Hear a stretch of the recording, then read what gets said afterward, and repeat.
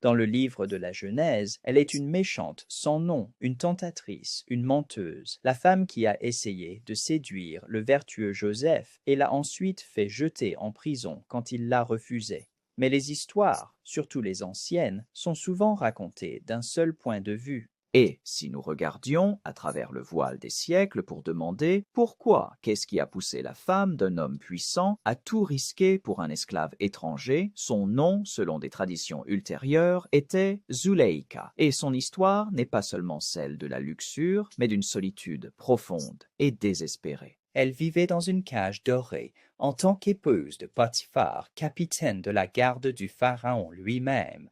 Elle ne manquait de rien, sauf peut-être de tout ce qui comptait. Son mari était un homme d'une immense importance, absorbé par ses devoirs.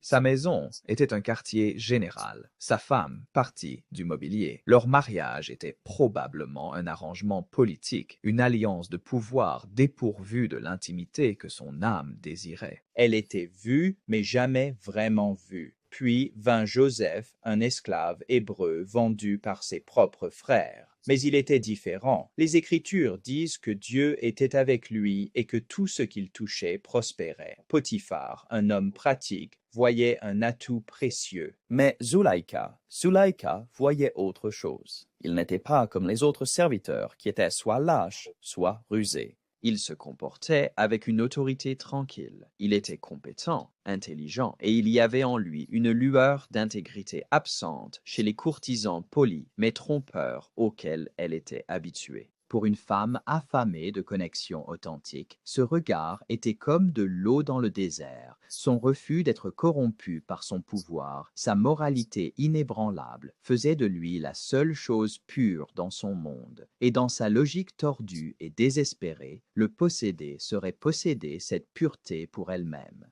Sa demande était un cri du fond de son isolement. Elle n'offrait pas seulement son corps, elle lui offrait un moyen d'entrer dans son monde, une chance de partager le pouvoir auquel elle avait accès. Dans son esprit, peut-être pensait-elle, comment pourrait-il refuser cela? Comment pouvait-il me refuser? Son refus était le rejet ultime. Il n'a pas seulement rejeté son corps, il a rejeté sa solution. Il a affirmé sa place en tant que femme de Potiphar, la cage même qu'elle essayait de fuir.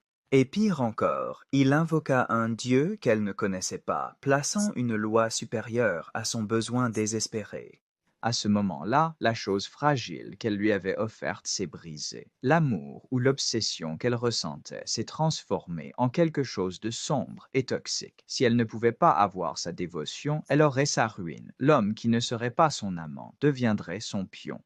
Alors, était-elle une méchante? Oui, ses actions ont condamné un homme innocent à des années dans un cachot, mais elle était aussi prisonnière de son statut, de sa solitude et d'une société qui la voyait comme un trophée, pas comme une âme.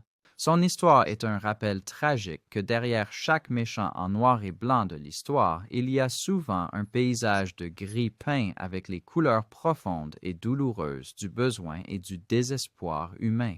Abonnez-vous pour plus de vidéos.